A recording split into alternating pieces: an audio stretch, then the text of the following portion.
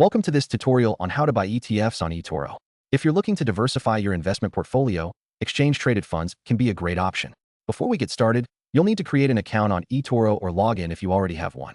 Make sure you have completed any necessary verification steps to ensure a smooth trading experience. Once you are logged in, navigate to the search bar at the top of the page.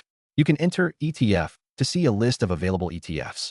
eToro has a wide selection, so take your time to explore different options. You can filter the results by categories such as sectors or regions, depending on your investment strategy. Click on an ETF that interests you to open its detailed page where you can find essential information such as historical performance, fees, and underlying assets.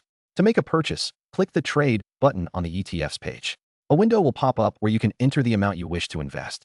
eToro allows you to buy ETFs with a minimum investment, so you don't need a large amount of capital to start. Review your order details and ensure everything is correct. When you're ready, click the Open Trade button to complete your purchase.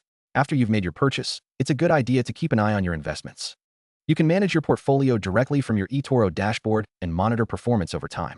Remember, investing in ETFs, like any investment, carries risks. Always do your own research and consider consulting a financial advisor if you have any questions. Happy investing!